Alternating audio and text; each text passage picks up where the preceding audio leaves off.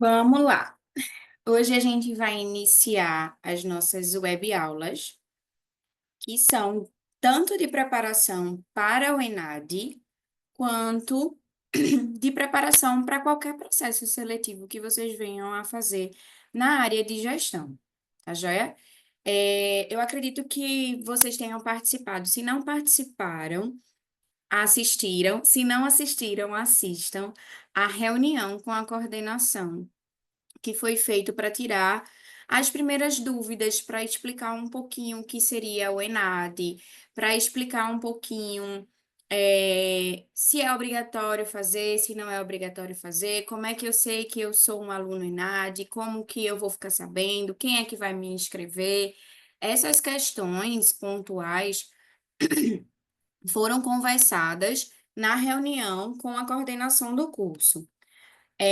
O coordenador fez as reuniões e quem não participou de forma síncrona, né, no ato da reunião, a reunião está disponível na sala de vocês, que é na sala Formandos. É Formandos e o nome do curso. E aí tá lá a reunião. É uma reunião bem rapidinha, eu acho que tem no máximo 20 minutos. E aí, quem não assistiu à reunião, dê uma olhadinha lá, reassistam à reunião, para verificar essas questões, né, gerais, porque essa reunião foi uma reunião para conversar um pouquinho de algumas questões mais gerais, e vão ter outras reuniões com a coordenação do curso ao passar dos meses, para ir já, né, entrando mais nas especificidades do ENAD. Em paralelo a isso, a gente vai fazer algumas aulas, alguns momentos, alguns encontros, para a gente já ir trabalhando os temas que mais caem no ENAD, os temas que comumente estão lá na avaliação. E aí, o que é o ENAD? ENAD é o Exame Nacional de Desempenho dos Estudantes, é muito próximo do que seria o Enem para o ensino médio, né? O Enem é o Exame Nacional do Ensino Médio, que vai ali analisar como é que está o desenvolvimento, o desempenho dos alunos do ensino médio, dos alunos que finalizaram o ensino médio. O ENAD, da mesma forma, só que o ENAD é para ensino superior. Então, ele faz um paralelo de como os alunos estão ingressando no curso e como os alunos estão saindo do curso. O que difere também o Enem do ENAD é que o ENAD ele é obrigatório. Se você é um aluno concluinte do segundo semestre, né? No caso, você vai concluir em 2025.2 o curso que você está cursando, você é um aluno ENAD. Então, se você vai finalizar o seu curso em 2025.2, você é um aluno ENAD. Você tem obrigação legal de realizar a prova. É só isso que a gente precisa saber agora.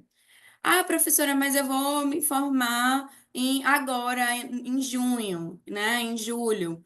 Eu sou ENAD? Não, você não é. Mas, Deus o livre, você reprova uma disciplina, né? Ainda para que venha para frente, você reprova essa disciplina e tenha que pagar essa disciplina no meio do ano para baixo. Tornou-se aluno ENAD, tá? Ah, professora, mas eu com certeza vou, já estou pagando a minha última disciplina, vou me formar agora com certeza, eu preciso assistir essas aulas? Na verdade, essas aulas elas não são obrigatórias, elas são um a mais. E não é só focado no ENAD. Então, a gente está aqui preparando vocês para ter um bom desempenho no ENAD, mas também preparando vocês para o mercado de trabalho, para outros concursos que venham a surgir dentro da área de gestão. Então, são aulas pensadas com temáticas específicas para que vocês se preparem para o plus que é o mercado. Seja para ENAD, seja para concurso, seja para processo seletivo, seja para alguma prova, seja para uma promoção dentro da empresa que vocês estão. Então, são aulas para somar no processo de formação de vocês. Então, é um ponto muito positivo, porque além de vocês terem o produto que vocês estão pagando, que é o curso que vocês estão fazendo, vocês vão ter aí uma gama de outros professores, né, de outros momentos, de outros encontros, para trabalhar temáticas de forma mais profunda, vai sair ganhando aí essas aulas extras, tá joia? Então já existe um cronograma pré-estabelecido para essas aulas, a gente vai estar sempre divulgando, tanto no e-mail de vocês quanto na sala. Então, sempre que puder, observem a sala Formandos, que vai geralmente 2 aulas por mês. Então, a gente vai ter 2 aulas em março, abril, 2 aulas em maio, e a gente vai seguir assim até o final do ano. Tranquilo?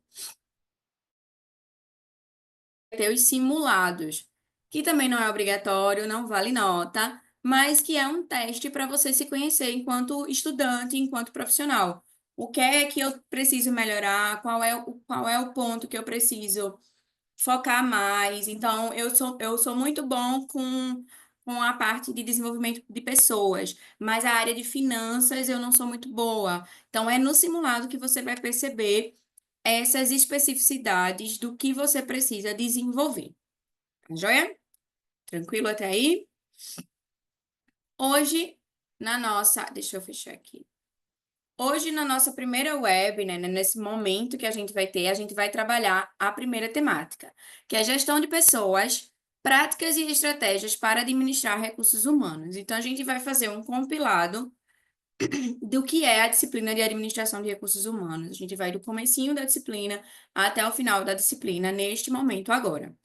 Eu preparei também algumas questões que foram questões que caíram nos enads anteriores, para que a gente faça uma leitura e a gente já perceba qual é o grau de dificuldade que a prova oferece, para a gente sentir um pouquinho como é que é a escrita, né? Quem é concurseiro sabe, né, que é importante estar dando uma olhada sempre no estilo de prova que foi feito antes, e aí muda, né, de entidade para entidade que produz aquela prova, sempre tem um padrão textual, um padrão de coesão. Então, a gente vai fazer sempre isso, fazer sempre essa leitura das questões, para que vocês fiquem mais familiarizados com o jeito das questões ENAD. Tranquilo?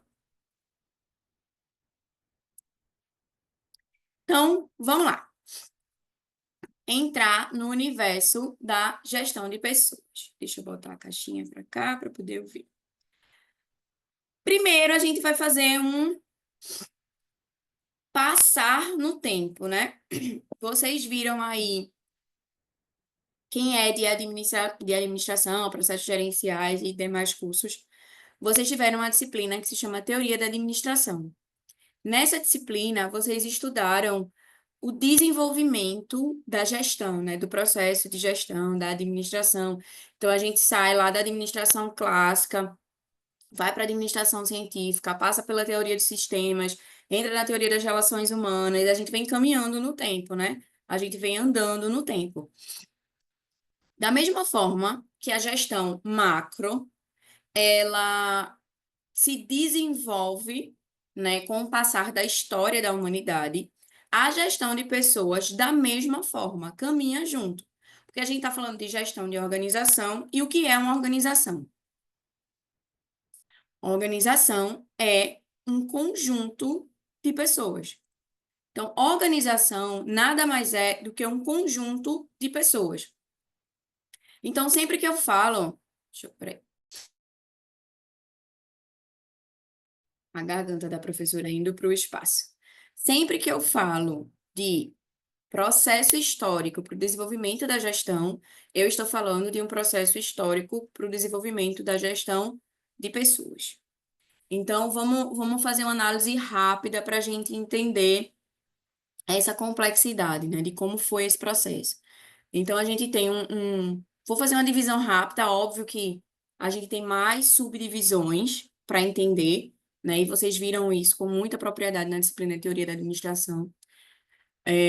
Mas a gente tem um cenário, né, pré-industrial, a gente tem um cenário industrial e a gente tem um cenário pós-revolução industrial. Então, eu vou separar nesses 3 cenários. A história, ela é mais, né, detalhada, mas para a gente ter só um panorama, eu vou separar nesses 3 cenários, certo? O primeiro cenário, que é o cenário pré-revolução industrial, era o cenário onde as organizações, né, as empresas, elas tinham uma característica de um desenvolvimento muito familiar. né? Então, a gente tinha uma produção mais artesanal, a gente não tinha uma padronização dos produtos, os produtos eles divergiam um do outro, né? A gente não tinha métricas de padronização, a gente não tinha processos delineados. A gente tinha famílias que se juntavam em geração, produzindo aquele produto. Então, os saberes eram passados de uma forma muito familiar, de pai para filho, e as organizações elas eram neste formato. Então, quem eram os gestores dessas organizações? A gente está falando de um momento da história onde a gente tinha, ainda temos, mas naquele momento era muito maior, onde a gente tinha o gestor da família como a figura do homem. Então, a gente está falando de uma gestão extremamente patriarcal. Então, a gente tem o homem da família, seja ele o pai, o avô, um tio, um irmão mais velho, representando esse gestor, visto que as organizações, elas têm uma característica mais familiar. Então, o gestor imediato, quem é? O chefe da família, que naquela situação, em sua maioria, eram os homens. Então, a gestão de pessoas ali era agregada à gestão da família. Então, eu tenho a gestão daquele núcleo familiar e a gestão daquela organização de pessoas que desenvolviam produtos para venda. Então, tudo se misturava, tudo estava correlacionado. Passado, aí a gente passa pelo boom da Revolução Industrial, o aparecimento das indústrias, a produção massificada. As pessoas que tinham esse meio de produção mais leve, mais brando, que tinham uma gestão mais familiar, perdem espaço, porque a indústria produz muito mais e muito mais rápido. Então, os consumidores estão preferindo consumir vindo da indústria. Essas pessoas que tinham esse jeito de gerir e de ser gerido passam a integrar enquanto funcionário das indústrias. E o que é que tem, o que é que acontece nas indústrias nesse momento? A gente não tinha legislação trabalhista, a gente não tinha direitos trabalhistas, a gente não tinha nada. A gente tinha uma jornada de trabalho absurda, sem momentos de descanso, sem pensar no colaborador como um ser humano. Ele era apenas uma peça da engrenagem para aumentar a produção, para aumentar a lucratividade. Então, a gente tem, além de uma mudança no fator da gestão, a gente tem uma mudança social, né? Famílias que existiam ali para se manter, tinham um negócio, agora elas passam a trabalhar dentro do ambiente industrial e muda a sua qualidade de vida, a sua saúde, o seu tempo, as formatações familiares, porque a gente passa a ter, por exemplo, o áudio tá baixo, gente. Vitória tá falando que o áudio tá baixo. Veja se é só com a Vitória ou se é com todo mundo. E me avisem no chat, por favor. Enquanto isso, eu vou ficar segurando o microfone mais pertinho. Então, a gente tem essa mudança. Obrigada. A gente tem essa mudança na estrutura social, certo? Então, se eu tenho uma mudança na estrutura social, isso vai impactar na saúde, no bem-estar, na qualidade de vida das pessoas. Inclusive, a gente tem relatos, né, na ciência, não é solto, mas a ciência relata que houve um aumento significativo da presença da mulher no mercado industrial, no meio de trabalho daquela época. Então, o que antes as mulheres ficavam mais responsáveis pela criação dos filhos, pela administração das casas, era tão necessário a mão de obra que as mulheres passam a integrar o corpo de trabalho também. Além disso, a gente tem o avanço do trabalho infantil, né? A gente tem o aumento do trabalho infantil dentro das indústrias. Tem um filme muito legal, acredito que todo mundo já ouviu falar, os professores de história amam, que relata muito bem esse período, né, da Revolução Industrial, que é Tempos Modernos, do Charlie Chaplin. É um filme sensacional. Eu não sei se tem nos streamings de hoje, mas ele tem na íntegra no YouTube, tá? Então, Tempos Modernos, se vocês tiverem curiosidade de entender um pouquinho mais como era esse período industrial. Então, a gente tem um período onde a gestão só olha para o colaborador como uma máquina, ele está ali apenas para aumentar a produtividade, para aumentar, assim, a lucratividade daquela organização. Então, a gestão era voltada em ser autoritária, autocrática, ditatorial. Tem que produzir, tem que produzir, tem que produzir. Não se tinha a possibilidade de adoecer. Se você adoecia, você parava de receber, outra pessoa era colocada no seu lugar. Era pouquíssimo tempo de descanso, então a gente tinha jornadas de trabalho de 18, 20 horas, né, sem pausa para almoço, sem descanso remunerado, sem nada. Esse era o cenário da gestão e da gestão de pessoas no período da Revolução Industrial. E aí a gente vem para o período de pós-Revolução Industrial. Vários cientistas surgiram, né, vários cientistas dentro da área da gestão, da administração, surgiram nesse período da Revolução Industrial para estudar os processos. E não se enganem, eles queriam otimizar os processos para ainda aumentar a lucratividade, aumentar a produtividade, certo? Então, a gente tem teoria clássica, teoria de sistemas, teoria burocrática. Dentro desse processo, olhando, observando o que pode fazer para otimizar aquela produção. A gente tem um Henry Ford, né, com a linha de produção, que a gente usa essa linha de produção que o Ford desenvolveu até hoje no chão de fábrica e em outros processos organizacionais também. Ele foi sim um divisor de águas para aquele momento, mas ninguém até então tinha pensado no ser humano enquanto ser humano. E aí, passando-se o tempo, a classe trabalhadora começa a se unir, porque percebe que aquilo ali não tem fundamento, né? Que as pessoas estão adoecendo, começam a surgir os sindicatos, e a força sindical começa a fazer um apelo social e a pressionar as organizações. Em paralelo a isso, surge um autor chamado Elton Mayo. Ele foi convidado para fazer um experimento sociológico dentro de uma empresa de energia elétrica dos Estados Unidos.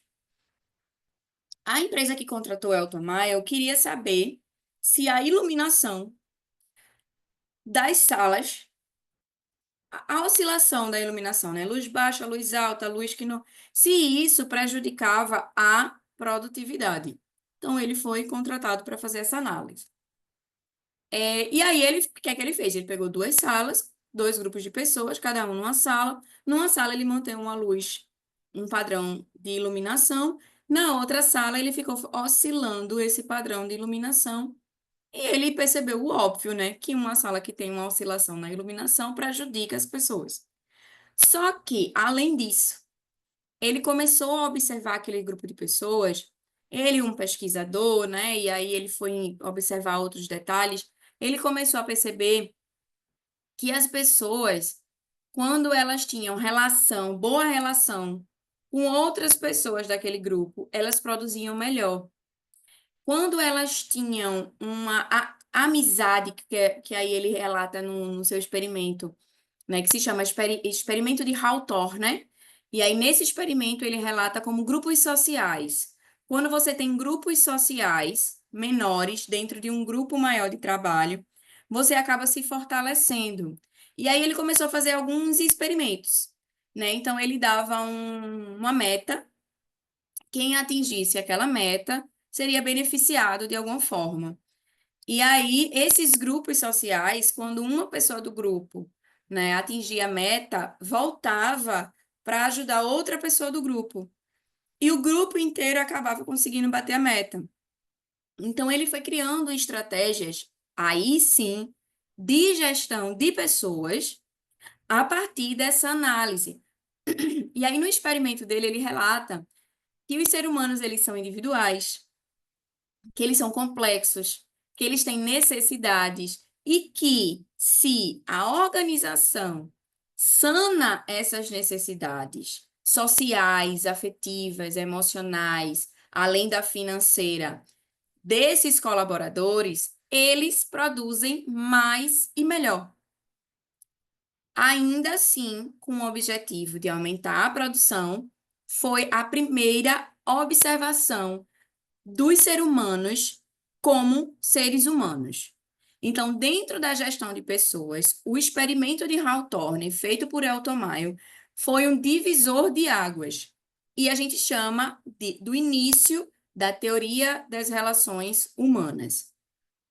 Dentro da teoria, ou teoria humanista, né? Dentro dessa teoria existem vários teóricos, mas quem começou com isso foi o Elton Mayo. Então foi a partir daí, aí óbvio, Elton Maio está aqui fazendo um estudo dele, pressionando a organização, dizendo, ó, eles precisam ser ouvidos, os colaboradores precisam ser ouvidos, eles precisam ser vistos, as necessidades deles precisam ser sanadas. E os sindicatos estavam lá fora, gritando também e pressionando. Então, muitas organizações começaram a levar em consideração a teoria das relações humanas. Outros teóricos entraram para rebater, para dizer nada disso, e precisa olhar para esse povo, não, minha gente. Vamos acochar eles aqui, que eles trabalham, produzem, a gente continua ganhando dinheiro. O puro suco do capitalismo. Mas teve essa mudança significativa, e vários estudos e vários estudiosos vieram depois do Elton Mayo para fortalecer a teoria das relações humanas. E aí a gente tem um desenvolvimento nesse processo da gestão de pessoas. Hoje a gente tem o que tem de mais moderno, né? Falando um pouquinho do cenário atual da gestão de pessoas, o que a gente tem de mais moderno é a gestão por competências. Então, vou chegar lá, vou chegar nesse momento da gestão por competência. Então, definição e importância de gestão de pessoas é para que a gente consiga, ainda assim, com o objetivo de aumentar a lucratividade, de melhorar os processos organizacionais, de pensar em aumentar a produção, a gente precisa pensar em bem-estar organizacional. A gente precisa pensar nas pessoas que estão na organização. E a gente precisa pensar em gerenciar as pessoas e não os processos. Então, a gestão de pessoas, ela vem trazer esta importância. A organização, ela é um conjunto de pessoas. Nós precisamos nos desenvolver enquanto gestores de pessoas, aprender a identificar um ser humano como um ser humano e não como uma máquina. Qual é o papel estratégico do RH dentro dessas organizações? O RH, eu costumo dizer, que é o coração da empresa. Antes, né, e não tão antes assim, muitas organizações, muitas mesmo, muitas organizações ainda visualizam o RH como setor de recrutamento, seleção, contratação, integrou, pagou, férias, 13º, isso. Só analisam. O RH é o que faz a festinha de aniversário, é o RH que faz a comemoração do Dia das Mães, que dá uma flor a todo mundo. O RH não é isso. O RH estratégico, ele não é isso. O RH dentro da organização, ele é o elo entre os objetivos da organização e os objetivos dos colaboradores. É através do RH, e eu nem gosto desse nome, eu não gosto do nome recursos humanos, eu sou uma profissional da área de recursos humanos, eu não gosto desse nome, prefiro gestão de pessoas, eu prefiro várias outras terminologias, mas RH, quando eu falo recurso humano, eu estou colocando em paralelo com os demais recursos organizacionais, e não é. As pessoas são a organização. Ponto. Ela não é um recurso da, ela é a própria organização. Então, qual é o papel estratégico do setor que proporciona a gestão dessas pessoas? É observar o ser humano como um, um ser único. Eu tenho 20 mil funcionários, cada um é único. Mesmo que eles tenham um currículo muito parecido, trabalhem no mesmo setor, na mesma quantidade de tempo, cada ser humano é único. E para que eu desenvolva a organização, visto que a organização é um conjunto de pessoas, eu preciso desenvolver as pessoas. E o que é que o RH faz? Este papel. Mediação entre o gestor imediato e o colaborador para e em prol do desenvolvimento do colaborador. Então, o papel estratégico, se eu pudesse resumir, porque é muito mais macro do que isso, se eu pudesse resumir o papel estratégico do setor de gestão de pessoas, é desenvolver pessoas. Por quê? Se eu desenvolvo pessoas, eu desenvolvo a organização. Se eu desenvolvo as pessoas que compõem uma cidade, eu desenvolvo a cidade. Não é assim?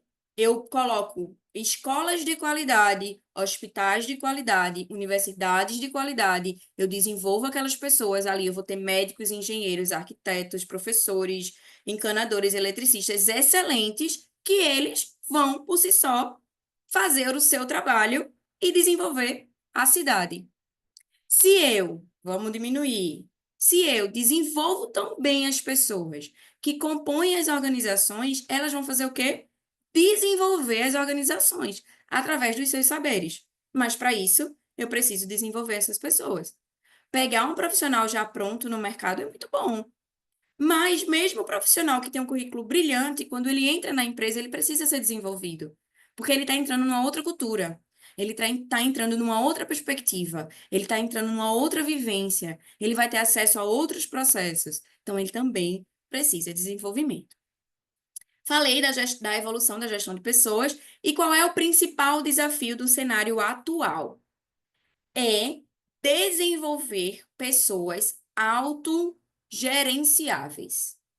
Pessoas que não precisem que um gestor lhe digam o que fazer.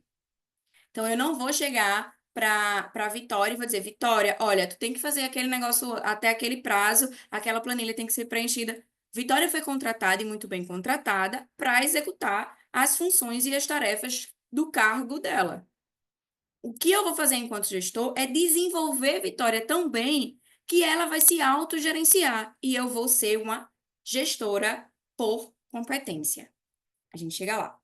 Vamos para o próximo slide. Deixa eu abrir o chat que eu dei uma fechadinha aqui porque ele estava na minha frente.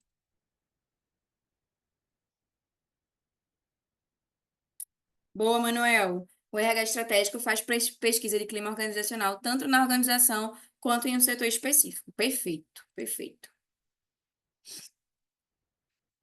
E aí, uma reflexão, né? Qual foi a melhor experiência de gestão que você já teve? Por que que você acha que que essa experiência foi tão especial? Se a gente fizer uma análise, né? Se a gente for parar assim na nossa vida e pensar naquele gestor que nos marcou, que foi tão importante, né? Que nos fez crescer, a gente vai sempre verificar nesse gestor características de um gestor por competência. Mesmo que aquele gestor não saiba que é um gestor por competência, a gente vai conseguir identificar que ele é um gestor por competência. Porque esses gestores que eles modificam a vida dos liderados, esses gestores que impulsionam as pessoas, né, que desenvolvem as pessoas, eles são os gestores que marcam, que ficam na nossa mente. Vamos entrar agora em recrutamento e seleção, né? Entender um pouquinho desse processo de RH. Em RH, a gente tem 5 processos muito bem definidos, né? Que são os principais processos da área de gestão de pessoas. O primeiro dele é o processo de recrutamento e seleção, que é o processo de atrair pessoas. Primeira diferença de recrutamento e seleção. Recrutamento é chamar para dentro, né? Então, eu tenho uma vaga e eu vou recrutar as pessoas para se candidatarem a essa vaga. Esse movimento é o movimento de recrutamento.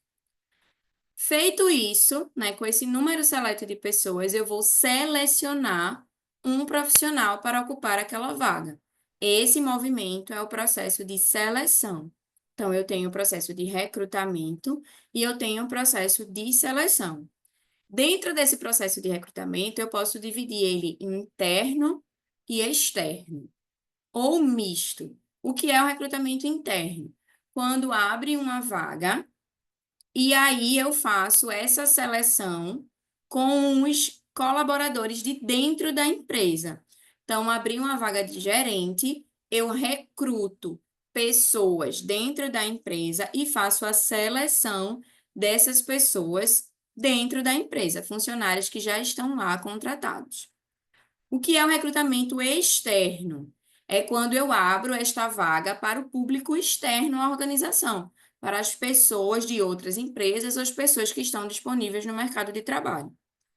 O que é o misto, né? Recrutamento misto é quando eu abro a vaga tanto para quem está fora da empresa, quanto para quem está dentro, participar do processo, se candidatar no processo de maneira igualitária, ok? Professora, qual é o melhor tipo? Interno ou externo? Depende. Se eu, enquanto RH, que conheço os meus colaboradores, que sei o perfil deles, que sei as competências que ele tem, percebo que dentro da empresa não existe ninguém ainda desenvolvido ou que esteja próximo de um desenvolvimento para aquele cargo, eu abro um recrutamento externo. Mas isso eu assino embaixo que eu, enquanto RH e o gestor imediato da pessoa, não está fazendo um bom trabalho. Porque para um gestor fazer um bom trabalho é preparar sempre, né, o seu colaborador para que ele cresça.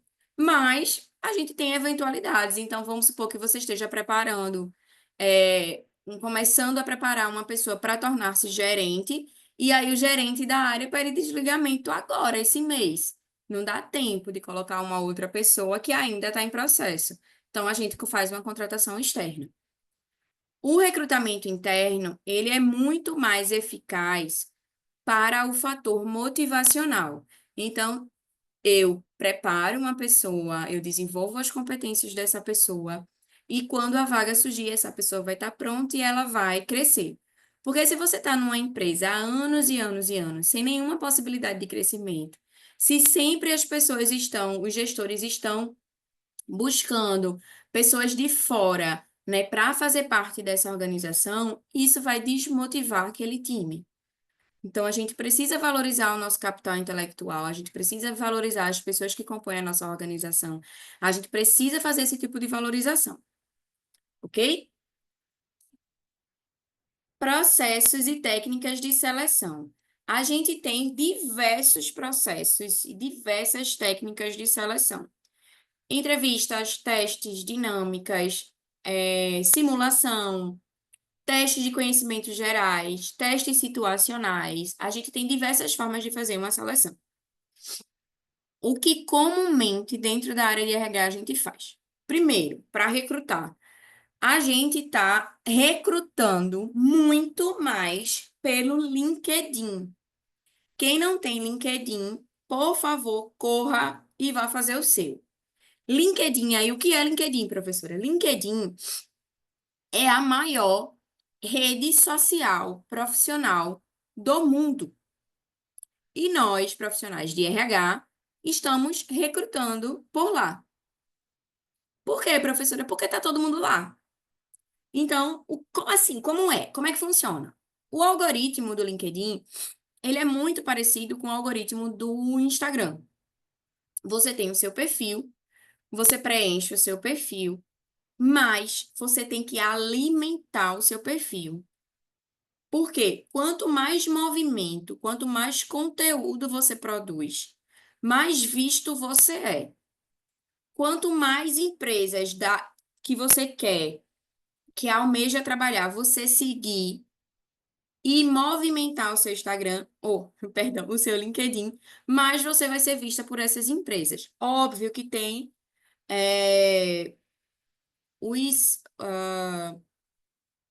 como é que é uma palavra que eu posso falar?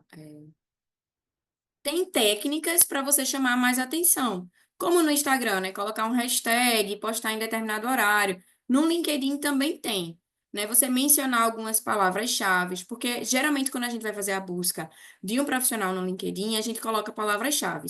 Então, vamos supor que você é um profissional que está buscando uma vaga de gestor de RH.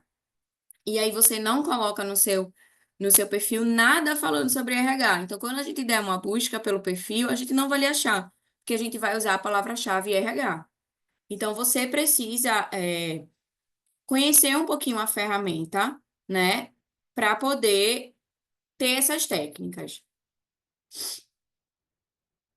O que chama mais a atenção do RH em um currículo para a contratação da pessoa, o preenchimento do currículo em si, tá? As suas experiências, a sua formação. Primeira dica: faça um currículo para cada vaga. Vou concorrer a uma vaga de vendedor, faço um currículo. Vou concorrer a uma vaga de gerente, faço outro currículo. Vou concorrer a uma vaga de vendedor na empresa X, faço um currículo. Na empresa Y, faço outro currículo. Antes de fazer o currículo, pesquise a empresa. Ela é mais tradicional? Ela é mais séria? Meu currículo vai ser mais tradicional e sério. É uma empresa mais moderna? Meu currículo vai ser mais moderno. Então, a gente precisa adaptar o nosso currículo à vaga que a gente vai estar buscando. Objetividade. Currículo de mais de uma página, a gente não está lendo. E as palavras-chave. Por quê? Mesmo que a gente receba o currículo no formato tradicional, por e-mail, a gente vai baixar esse currículo e a gente vai colocar num software. Não se iludam, não é mais um ser humano que fica olhando currículo por currículo. A não ser que a empresa seja pequena e a gente tenha um número baixo de currículos inscritos para aquela vaga.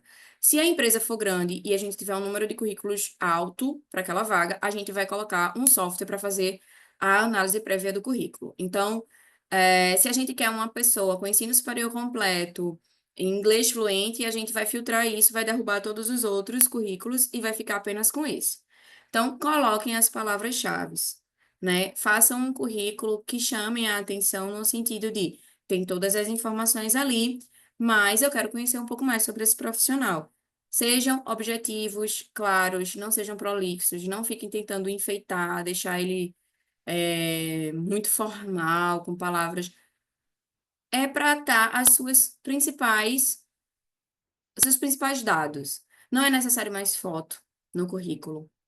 Não é necessário mais aquele currículo todo branco. Então, você pode ser um pouco criativo se a empresa e a vaga lhe permitir ser, tá? Mas, independente do currículo, faça um LinkedIn, porque a maioria das vagas, principalmente na área de gestão, está lá, né? A gente está buscando. As vagas, eu tenho colegas, inclusive, que são chamados para processo seletivo direto, né? Só por ter um perfil lá no LinkedIn. Ah, professora, e eu alimento de quê o meu LinkedIn? Conteúdo, gente. Fez um trabalho, fiz o trabalho de extensão, coloca no meu link, coloca no LinkedIn. Participei de uma palestra, coloco no LinkedIn. Fiz um resumo de um evento que eu participei, coloco no LinkedIn. E aí eu vou criando autoridade sobre aquilo. Outra coisa, usem o Instagram de vocês para criar autoridade de vocês com a relação social que vocês têm. Por exemplo, vocês começaram a fazer um curso de graduação. Boa parte das pessoas que estão no entorno de vocês não sabem. Se vocês começam a alimentar o Instagram de vocês, que é uma rede social pessoal, é, com o dia a dia de vocês. Então, tá estudando o RH, bota um pedacinho do livro que tá lendo, faz uma fotinha legal, coloca lá.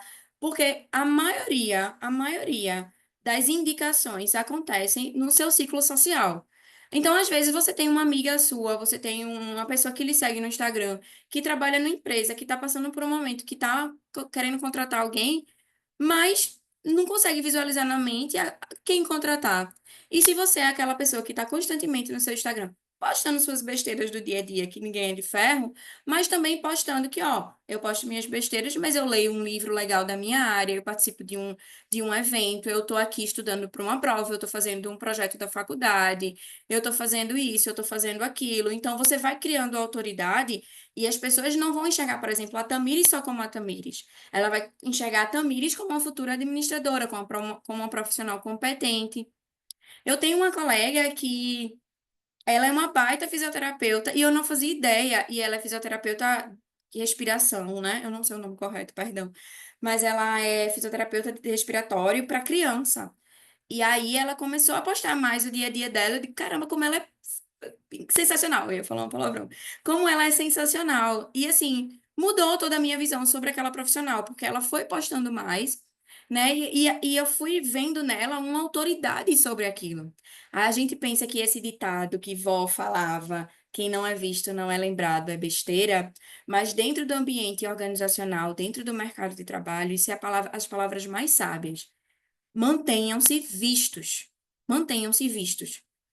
Continuem postando, comecem a postar, estejam no LinkedIn, né? Apareçam enquanto profissional, que as oportunidades vão surgir.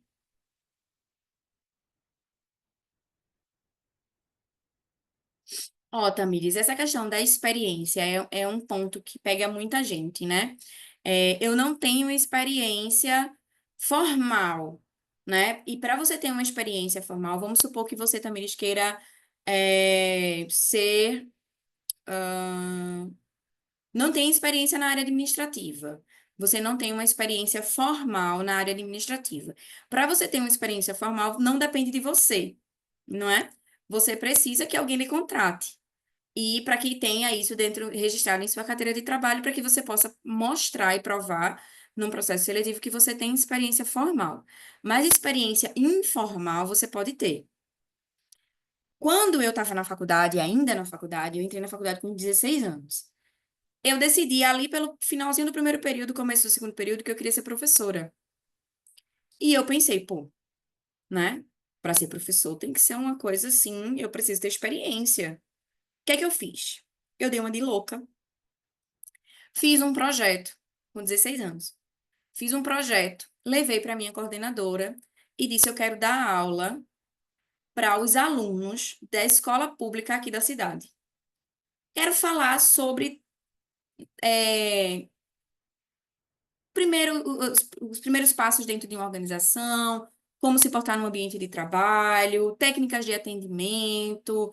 E aí fiz um cronograma, o projeto era bem bonitinho, assim, 10 aulas, aula um falava de tal coisa, aula 2 falava de tal coisa. E aí, a minha coordenadora na época fez assim, uma excelente gestora, inclusive, disse assim para mim: no segundo período, você vai pagar a disciplina de gerenciamento de projetos. Pague a disciplina, converse com a professora da disciplina, melhore seu projeto e volte. Assim eu fiz. E no terceiro período do curso, eu já estava dando aula. O meu projeto foi patrocinado pela instituição de ensino que eu fiz a minha graduação, e eu dei aula por 6 meses para estudantes de escola pública. Nisso, eu tive a minha primeira experiência informal em sala de aula, porque eu não tinha assinatura de carteira. Mas isso fez com que abrisse portas para mim, que eu viesse a ter experiências formais. E aí eu vim dar aula para um curso profissionalizante bem fraquinho na minha cidade, que era a aula, era o sábado todo, eu tinha 2 turmas, uma de manhã e uma à tarde. Eu ganhava R$ 25 de manhã e R$ 25 à tarde, eu ganhava R$ 50 no sábado. Mas foi a minha primeira experiência formal, porque era em carteira, né? Era um contrato de trabalho em carteira. Mas por que que eu tô mencionando essa história? Porque às vezes a gente fica tão focado em preciso de uma experiência formal, preciso de uma experiência formal, que a gente fecha os olhos para as possibilidades das experiências informais. Então, busquem essas experiências informais e consigam pensar de forma estratégica para colocar isso no currículo de vocês. Abram uma seção de experiências informais ou melhorem esse título. Hoje vocês têm a inteligência artificial para pensar por vocês. Vocês só precisam ser muito bons para dar os comandos corretos, né? E aí é que tá a diferença de um bom profissional. O bom profissional, ele vai saber gerenciar a inteligência artificial, ele não vai ser gerenciado por ela e nem substituído por ela, porque ele vai ser tão bom que ele vai saber dar os comandos corretos. Então, botem as inteligências artificiais para trabalhar para vocês, para reformular o currículo de vocês, para pensar em como eu vou colocar no meu currículo as minhas experiências informais. Ah, minha mãe tem uma mercearia e eu ajudo ela na parte financeira. É uma experiência informal. Então, vamos pensar estrategicamente como é que a gente vai falar isso, né? Primeiro passo no currículo e depois no processo seletivo. O cara te faz uma pergunta, tu já entra com a pergunta e uma resposta de uma outra coisa. Entende? Você tem experiência em vendas? Não. Eu não tenho experiência formal em vendas, mas eu atuo com vendas desde os meus 15 anos. Eu já vendi Avon, eu já vendi isso na faculdade, tive várias experiências, porque eu analisava o perfil do meu cliente, e aí você vem com uma resposta boa. Não é dizer assim, você tem experiência formal em vendas? Não, não tenho. Não, eu não tenho formal ainda, mas eu tenho informal e isso aconteceu assim, eu fiz isso, eu fiz aquilo. Sejam analíticos, críticos, tenham habilidade comunicacional. Isso é muito importante. Às vezes você não tem experiência formal, mas você tem tanta outra coisa, né? Até para estagiar, estão exigindo experiência. É. Tô sabendo aí desses profissionais de RH que não estão fazendo as coisinhas direito, né? Mas bora lá. Dentro dos processos de Seleção. O que é que eu posso fazer? Eu posso fazer entrevista, né? Aí, primeiro passo, LinkedIn, recruto por lá. Diminuo, né, essa esfera, diminuo. Então, eu consigo enxugar bastante e levar para o processo de seleção um número pequeno. Então, eu levo ali 4, 5 pessoas, geralmente é um número ímpar, e vamos para o processo de seleção. Hoje, a maioria das seleções, elas acontecem no formato remoto, síncrono, mas remoto. Então, eu agendo uma conversa, e aí nessa conversa, não se engane, tudo está sendo avaliado. Se você demorou para entrar no link, se você entrou no link com o microfone aberto e tinha ruído, se você não está com um cenário legal atrás, se você não está vestido de forma adequada, se você está com acessórios de forma inadequada. Eu fiz uma entrevista uma vez, o menino estava de regata. Aí você diz, professora, que besteira, por que que o menino pode fazer, não pode estar de regata? Não pode porque a vaga não permite. Por mim, ele trabalha do jeito que ele quiser, mas a vaga para a qual ele estava selecionando ele era formal. Então, ele sabia qual era a vaga. Então, assim, não é o pensamento apenas do profissional que está ali realizando, é a cultura organizacional. A cultura organizacional pede uma pessoa mais formal. E aí, num processo seletivo, você me aparece de regata, eu já sei que você não é formal, eu já sei que você não está condizente com a cultura organizacional. Mas, feito esse processo remoto, eu diminuo, vamos dizer que eu tinha 5 candidatos, vai para 3 candidatos, e aí eu posso sim marcar um momento presencial, porque é a presencialidade que vai me trazer algumas análises que eu não consigo no remoto, certo? A importância do ajuste cultural na contratação. Eu preciso contratar um profissional que ele seja passível de integração na cultura daquela empresa. Vamos traduzir essa frase. É, eu não posso, por exemplo, contratar uma pessoa que é muito formal para uma empresa que não é formal, que é mais moderna. Então, esta pessoa, né, pela minha análise, ela não é passível de adaptação à cultura organizacional.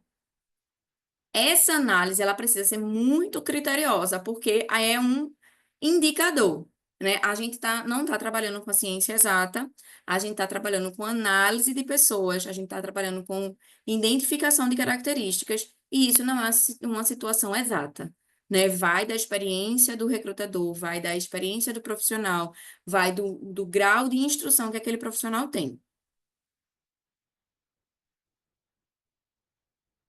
Totalmente, Leonardo. Um estágio em empresa específica pode te ajudar em uma entrevista futura naquela mesma empresa, com certeza. Às vezes é mais vantagem você entrar num estágio que pague menos em uma empresa que tenha plano de cargos, que tenha planejamento de carreira, do que você entrar num emprego CLT que pague mais do que o seu estágio e morra na recepção, porque a empresa não tem um planejamento de carreira. Então, você precisa, no começo da sua carreira e durante toda ela, ser estratégico. É perder aqui para ganhar lá na frente, com toda certeza. Entramos no segundo processo de RH, que é o treinamento e desenvolvimento, né? Que é o famoso T&D. Amo, sou apaixonada, amo, amo, amo, porque é a parte dentro do processo de gestão de pessoas que se aproxima muito ao dia a dia de sala de aula, sabe? Assim, é o momento onde você vai ter um contato maior com práticas educacionais, com a pedagogia empresarial, tá? Então, primeira diferença de treinamento para desenvolvimento. Treinamento, ele é pontual. Desenvolvimento, ele é contínuo.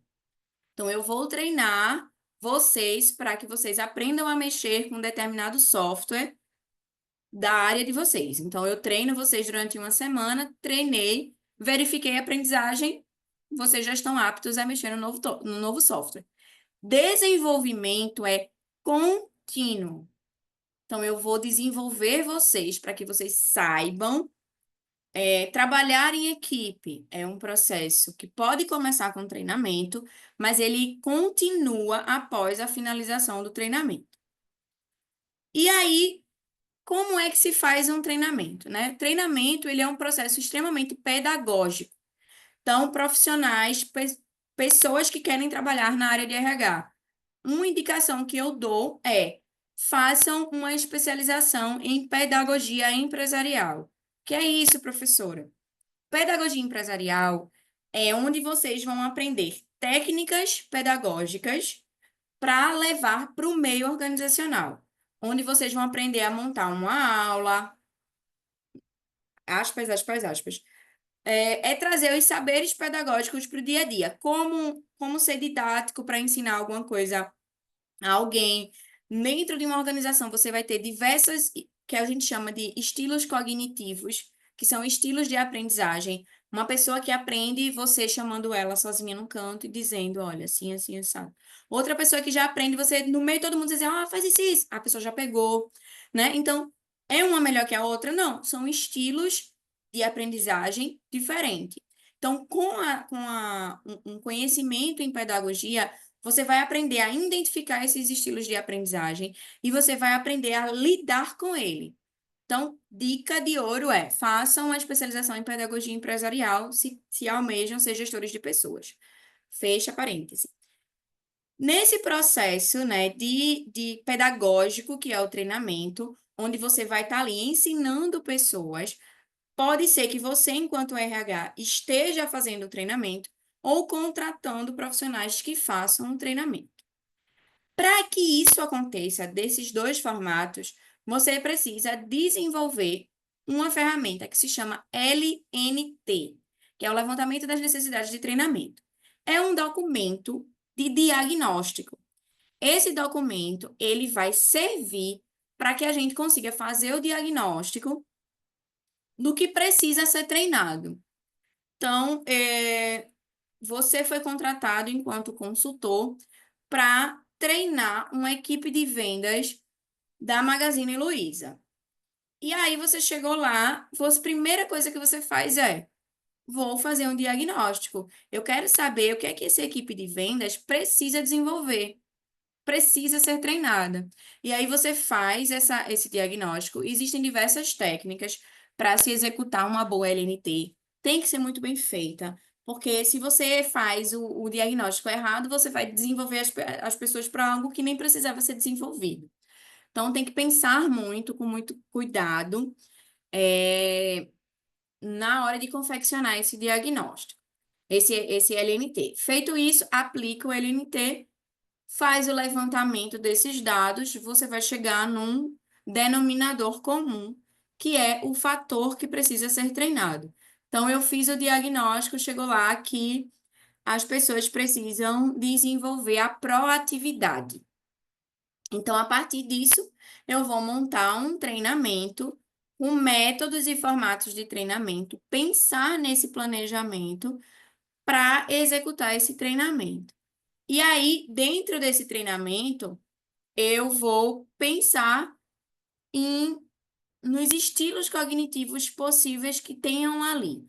Então, no treinamento eu não vou ser estático, então vai ter um momento de fala, vai ter um momento de leitura, vai ter um momento de dinâmica, onde eu consiga abarcar a maior quantitativo de estilos cognitivos possíveis, certo? Dentro do processo de desenvolvimento de pessoas, a gente trabalha com um documento, com um formato que é o Plano de Desenvolvimento Individual, que é o PDI. Esse PDI, ele auxilia no processo de gerenciamento por competência. E aí chegou no momento de eu falar sobre isso. O que é competência? Chiavenato, que é um autor brilhante para falar de gestão de pessoas, ele diz que competência é a soma de três coisas: conhecimento, habilidade e atitude, que é o famoso chá. A sigla forma o chá, né? Conhecimento, habilidade e atitude. E aí, esse chá, né? O conhecimento é o saber, a habilidade é o saber fazer e a atitude é o querer fazer. Você tendo conhecimento, você tendo a habilidade de fazer, a prática de fazer, e você tendo a atitude correta, você tem a competência. Então, quando eu digo assim, fulano tem a competência da liderança. Eu estou dizendo que ele tem conhecimento, que ele tem habilidade e que ele tem a atitude. Quando eu falo gerenciar por competência, significa que existe um plano de desenvolvimento individual, onde eu vou pegar, por exemplo, Leonardo e Bruno. Eu vou listar, e aí como é que eu sei quais são as competências de Leonardo? Como é que eu sei quais são as competências de Bruno? Eu, no processo seletivo de Leonardo e de Bruno, quando eles ingressaram na empresa, eu analisei as competências dele. Então, eu sei quais são as competências que ele tem. Então, eu vou colocar no plano, no PDI de Bruno e no PDI de Leonardo. Coloquei as competências dele. Eles entraram para o cargo de analista de RH. Quais são as competências necessárias para o analista de RH? Então, vamos dizer que Bruno tenha 10 competências e o cargo de analista de RH precisa de 12. Essas duas competências faltantes de Bruno para o cargo que Bruno almeja, eu, gestor de Bruno, vou desenvolver junto com ele. Isso é gerenciar por competência. Então, para Bruno chegar num cargo de analista de RH, Bruno ainda tem que desenvolver a competência da liderança e a competência da proatividade. Então, eu, enquanto gestor de Bruno, vou no dia a dia, porque a gente está falando de desenvolvimento, no dia a dia, desenvolver Bruno para se tornar um líder proativo. Quando o Bruno desenvolver essas duas competências, ele vai galgar a vaga para ser analista de RH. Feito isso, ele vai passar para uma nova fase. Porque acima do analista está quem? Está o gerente. O que é que falta para Bruno se tornar gerente? Falta 5 competências. O gestor de Bruno vai passar a desenvolver em Bruno as 5 competências faltantes. Isso é gerenciar por competência. É pensar nas competências comportamentais, nas competências técnicas, é analisar sempre o plano de desenvolvimento individual de cada colaborador. Esse é o gestor por competência. Ah, professor, isso é uma utopia, isso não existe. Ainda não. Mas cada vez mais a gente está vendo os gestores saírem da parte processual e tornarem-se gestores de competências, gestores de pessoas. Vamos para o próximo. Engajamento. Ah, Bruno fez uma pergunta. Bruno fez uma pergunta no chat, por isso que eu vi o nome dele e fiquei falando. Essa aula, ela tem 2 horas de duração. Ela vai até às 8, tá? Mas eu acredito que a gente finalize um pouquinho antes. Vamos lá. Engajamento e retenção de talentos. Fatores que influenciam o engajamento dos colaboradores. Quais são os fatores que podem influenciar a participação ativa dos colaboradores dentro do ambiente organizacional? Clima organizacional é o principal fator. Então, é papel do RH fazer essa análise de clima organizacional e fazer medidas preventivas em relação ao clima organizacional. O que é que mexe, professora, com o clima organizacional? Falta de valorização dos profissionais, fofoca no ambiente de trabalho, intriga, favorecimento, né? A falta de uma comunicação clara do que precisa ser feito. Então, diversas possibilidades mexem e modificam o clima organizacional e impactam no engajamento daquele colaborador e no seu fator motivacional. Motivação, que a Venato também fala, que é intrínseca e individual. Cada um tem a sua. Não é possível nós, gestores, motivar as pessoas. Nós promovemos um ambiente passível de motivação. Mas a motivação ela é individual de cada um. Cada um se motiva perante aquilo que lhe é importante. Mas a gente pode pegar a importância que o clima organizacional tem e fazer com que o clima seja tão favorável que as pessoas se motivem estando presentes naquela organização. Plano de carreira e sucessão, né? Plano de carreira e sucessão é algo que também influencia no engajamento dos colaboradores, que também influencia no clima organizacional e que também é uma estratégia organizacional. Plano de carreira, ele dá um norte àquele colaborador. Ele sabe que ele está aqui, ele sabe o que ele precisa fazer para chegar num cargo superior a ele. Né? Esse plano de carreira, esse plano de sucessão traz uma estrada. Né? Eu estou aqui, eu sei o quanto eu preciso percorrer. Quando a organização não tem esse plano de carreira, o colaborador ele fica às cegas. Ele não sabe o que ele precisa desenvolver para melhorar a sua conduta enquanto profissional, para galgar um cargo a mais, se ele vai ter essa oportunidade ou se a empresa tem uma cultura de só contratar pessoas de fora. Enfim, esse plano de carreira é um documento essencial para as empresas que são voltadas para a valorização do capital intelectual. E aí eu trouxe uma reflexão, né? O que motiva você a permanecer numa empresa?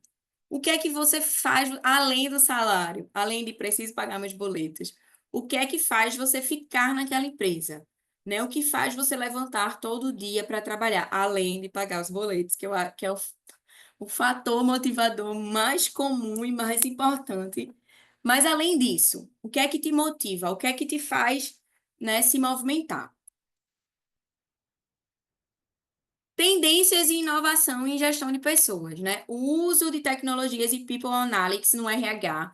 Então, como eu já falei para vocês, a gente hoje tem diversas ferramentas de análise de pessoas, né? Softwares que a própria inteligência artificial, que faz um trabalho muito legal, e que nos ajuda enquanto profissionais de RH. Então, dica de ouro, profissional de RH, tem que saber se envolver um pouquinho com a tecnologia, porque não dá para dissociar. A gente não recebe mais uma pasta com um monte de currículo dentro e a gente vai separando. A gente trabalha com tecnologia constantemente, com estatística, com análise, com o cruzamento de dados. Então, a gente precisa estar um pouquinho imerso nesse cenário tecnológico, tá? Employer brand e experiência do colaborador, né? Esse empoderamento da marca, a experiência do colaborador como um fator ativo e participante do produto do que aquela organização oferta. Então, o colaborador ele não é mais visto como aquele afastado do cliente, né? Ele é um cliente interno, então a gente precisa também, enquanto profissional da área de gestão, entender que aquele colaborador ele também é um cliente possível, né? E não ter essa separação. Novos modelos de trabalho, né? A gente tem, com novos modelos de trabalho, a gente tem novos modelos de gestão. Como é que eu gerencio pessoas no trabalho home office? Como é que eu sou gestor de uma equipe de 10 pessoas e cada um está na sua casa? Como é que eu faço essa gestão? Até onde eu posso ir? O que é que eu posso cobrar? Como é que eu vou ser um gestor por competência de uma pessoa que está longe de mim? Então, são outras técnicas que vêm surgindo, outros pensamentos, outras, outros caminhos, outras possibilidades. Inteligência emocional e soft skills para líderes e equipes. Inteligência emocional é extremamente necessário para gestores de pessoas. E aí, eu tenho uma aula inteira só para falar de inteligência emocional. Não vou falar sobre isso agora, assim, de forma mais aprofundada, mas o que é inteligência emocional? É você reconhecer as suas emoções, saber que elas existem, não é negligenciar. Tem muita gente que diz assim: ah, eu sou uma pessoa que tem uma inteligência emocional muito grande, eu não me abalo com as coisas. Quando, na verdade, é uma pessoa que oculta as emoções, que não permite que as emoções existam, que trava aquelas emoções, que pega a emoção, bota num quarto fechado, fecha, tranca a porta e finge que a emoção não está ali. Inteligência emocional não é isso. Inteligência emocional é saber que você sente inveja, raiva, ódio, rancor, tudo isso. Além das emoções positivas, obviamente, mas você sente as negativas também. E é reconhecer quando essa emoção está vindo, como você reage quando essa emoção está presente, não deixar a emoção tomar você. Saber ser uma pessoa tranquila, mesmo sentindo ódio e sentindo inveja e sentindo rancor e sentindo angústia. É não deixar isso te abalar. E se precisar te abalar, que você saiba como se recompor. Isso é ter inteligência emocional. e não fingir que não tenho emoção, que sou uma máquina. Isso não é. Então, estudem inteligência emocional, busquem desenvolver inteligência emocional. Gestores, se conheçam. Não dá para você desenvolver outras pessoas se você não consegue se desenvolver. A frase que eu falo para todos os meus alunos. Você conseguiria ensinar alguém a dirigir um carro se você não soubesse dirigir? Dificilmente. Quase impossível. Como que você quer ensinar alguém a ser líder se você não é líder? Como que você quer ensinar alguém a ser proativo se você não é proativo? Como que você quer ensinar alguém a ter comunicação assertiva se você não se comunica de forma assertiva? Então, querem ser gestores diferenciados, quer ter uma gestão diferente, quer ser gestor por competência, você precisa desenvolver as suas competências, para que você consiga desenvolver as soft skills dos seus colaboradores e da sua equipe. Hoje em dia, todo e qualquer funcionário, seja da área de administração ou não, precisa de, no mínimo, um curso de informática e de inglês. Perfeito, Leonardo. Já passou o tempo, né? Que inglês e informática básica era diferencial, hoje não é mais.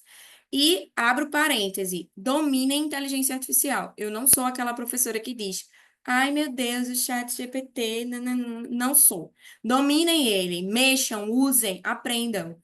Porque vocês precisam dominar ferramentas para que ela não domine vocês. A inteligência artificial vai tirar emprego? Vai. Fato. Ponto. Não tem o que fazer. Não tem o que fazer. Ah, e a tecnologia tirou. A tecnologia tirou muitos empregos, minha gente. Vai continuar tirando. Mas o que nos difere das máquinas é o que nos faz ficar. E ser humano é o que nos difere das máquinas. É o que nos difere das inteligências artificiais. A gente nunca vai conseguir competir com a inteligência artificial em relação a número de conhecimento, quantitativo de conhecimento. Eles vão conhecer mais que a gente.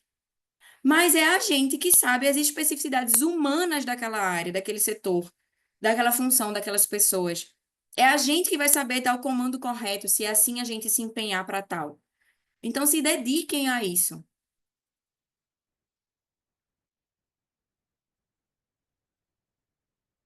Amanda perguntou onde é que pode fazer cursos de sistema. Eu não conheço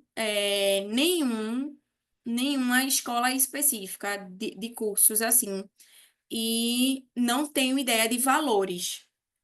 Mas se alguém já fez e souber e puder compartilhar com a gente, porque eu tô desatualizada. Conheço só o que a gente já usa todo dia no trabalho. Os que outras empresas utilizam, eu não conheço. Então, se alguém souber, se alguém fizer, bota no chat que ajuda. No geral, Amanda, se fosse uma disciplina minha dentro dos módulos, eu dizia assim: ainda não, Amanda, a aula que vem eu te trago algumas dicas. Mas como a gente está se encontrando agora, eu não sei se eu tenho outro encontro com vocês, eu vou ficar devendo isso. Mas se algum colega tiver e puder repassar aqui no chat, nos ajuda demais. E aí, tá vendo que não vai finalizar de 8 horas? Vamos entrar na leitura de algumas questões, tá? Eu trouxe algumas questões aqui para conversar um pouquinho com vocês, já com resposta, já com justificativa. É mais para a gente entender como é a escrita, o tracejar das questões ENAD, tá? Primeira questão sobre clima organizacional e motivação. Enunciado. O clima organizacional influencia diretamente a motivação e o desempenho dos colaboradores. Para melhorá-lo, muitas organizações adotam estratégias baseadas em teorias motivacionais, certo? Então, ele já traz um contexto, né? Clima organizacional, a questão vai vir falando sobre as teorias motivacionais. Com base nas principais teorias da motivação, e aí vejam só uma coisa interessante. Ele usa o termo teoria da motivação, certo? Mas tem muitos autores que usam teoria das necessidades. Então, teoria da motivação e teoria das necessidades é a mesma coisa, tá? Com base nas principais teorias da motivação, avalie as afirmativas a seguir. Primeiro, a teoria da hierarquia das necessidades de Maslow, aí vê como dificulta. A gente conhece como pirâmide de Maslow. Ele traz na questão a teoria da hierarquia das necessidades de Maslow. Sugere que os indivíduos buscam satisfazer suas necessidades em níveis hierárquicos, começando pelo fisiológico até chegar à autorrealização. Se você conhece a teoria da pirâmide de Maslow, essa alternativa está correta.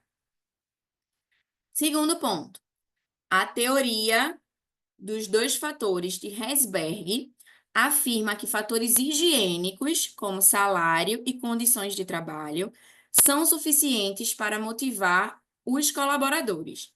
Veja, vocês não precisam, para essa alternativa ela estar errada, vocês não precisam conhecer a teoria.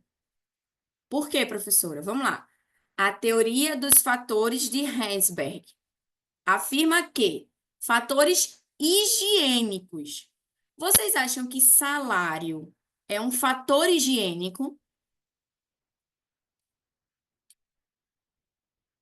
Não, né? Salário não é um fator higiênico. Então, essa alternativa está incorreta, certo?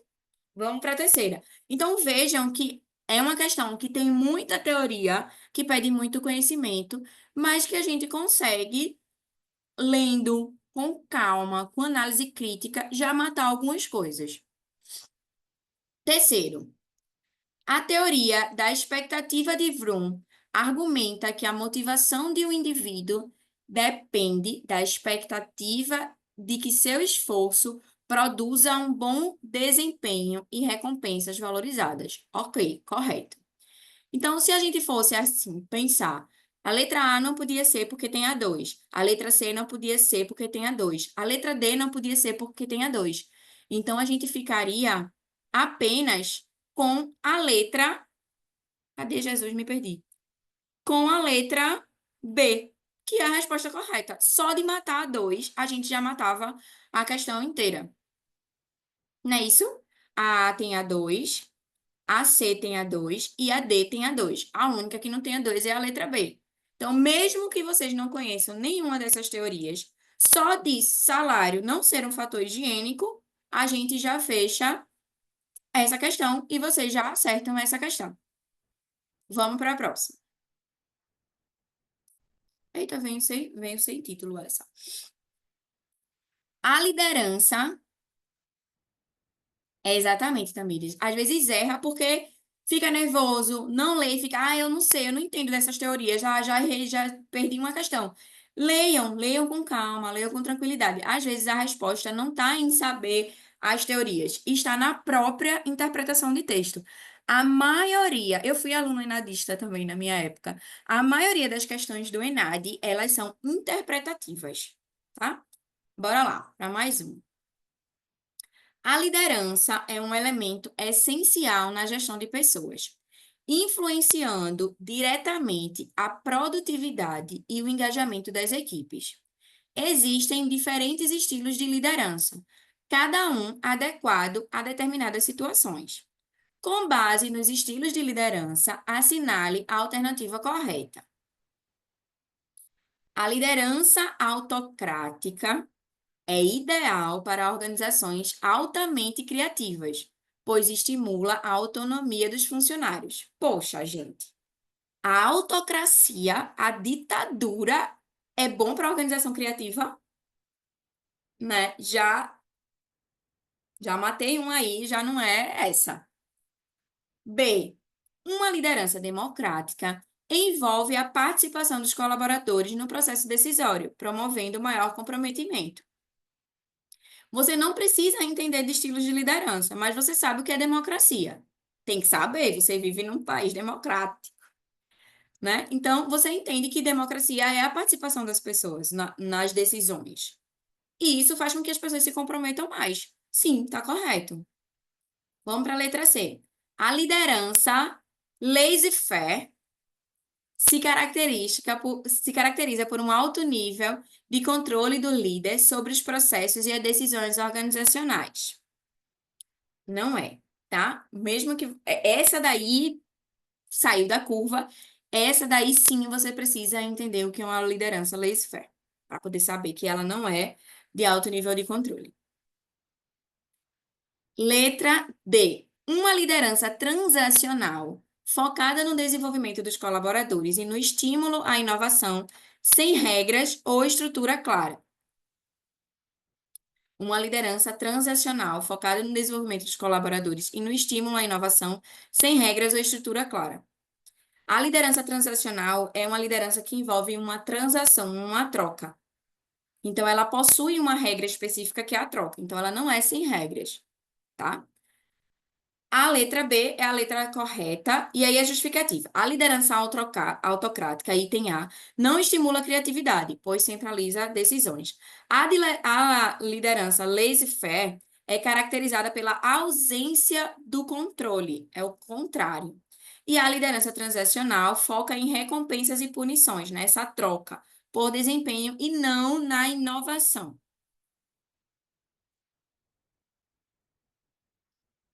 Vamos para última questão. Acho que eu só botei isso. Acho que eu só botei três. Essa é especificamente falando da gestão por competências, tá? A gestão por competência tem sido amplamente exercida por empresas que desejam acompanhar o desenvolvimento dos colaboradores, as necessidades estratégicas da organização. Sobre a gestão por competência, analise as afirmativas a seguir. Primeiro ponto. A gestão por competências busca identificar, desenvolver e alinhar as competências individuais às necessidades organizacionais. Sim, perfeito, lindo e maravilhoso, foi o que a gente conversou hoje na aula. Segundo ponto. A melhoria da gestão por competência dispensa a necessidade de avaliações de desempenho, pois foca apenas no desenvolvimento dos colaboradores. Não, contrário. Eu preciso avaliar como é que está o desempenho dos meus colaboradores para saber se eles estão se desenvolvendo. Então, errada. Terceiro, o mapeamento de competências permite que a empresa identifique lacunas de conhecimento e invista em treinamento mais eficazes. Correto. Veja que a 2, e aí falando sobre leitura de questão mesmo. A 2 é o oposto da 3. A 2 diz que não tem necessidade de fazer avaliação. A 3 diz que o mapeamento permite que identifique essas lacunas. Então, se eu digo que a 3 está certa, significa que a 2 está errada. Então, automaticamente, eu vou para a resposta 1 e 3, que é a letra B. Ok? Deixa eu interromper aqui para voltar para vocês. Então, com isso, né, com essas questões, a gente, óbvio, é preciso do conhecimento, é preciso que vocês estejam aptos a realizar esse processo avaliativo, que vocês estarão, porque já estarão se graduando, já estarão finalizando seus cursos.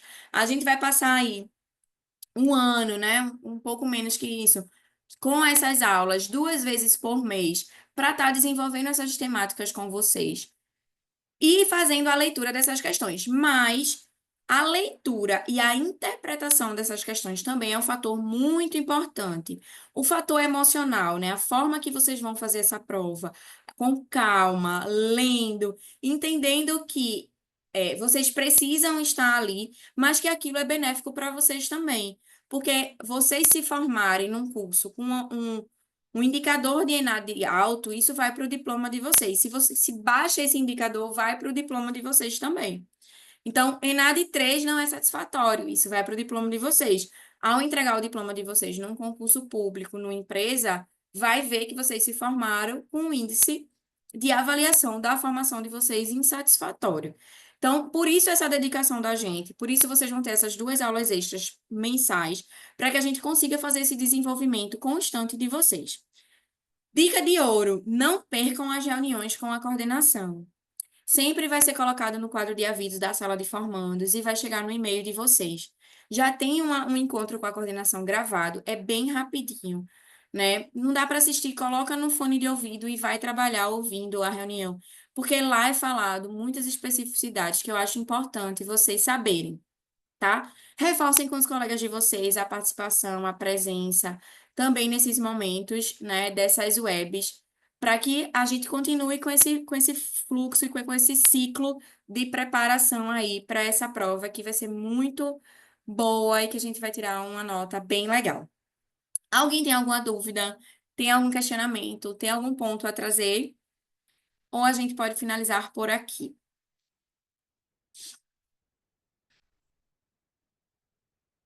30 pessoas na sala. Excelente. Acho que é isso, né, gente? Bom restinho de semana para vocês, bom final de semana. Espero encontrá-los em outro momento. O simulado está previsto, Bruno, para o finalzinho de março, comecinho de abril, se eu não estou enganada. Mas vai muito do cronograma de cada coordenação, né? De cada curso específico. Por isso que eu não estou falando em datas, porque cada coordenação tem o seu próprio cronograma, e aí eu peço para que vocês olhem direitinho lá dentro do aviso da sala de formando de vocês, tá? No mais é isso, gente. Tchau, tchau. Bom restinho de semana para vocês, bom final de semana, bom trabalho. Formação 2025 e início de 2026, Tamires. Quem vai se formar nos primeiros meses de 2026 também é um aluno enadista.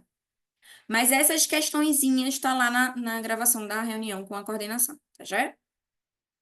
No mais é isso, gente. Tchau, tchau. Boa semana. Abraço a todos.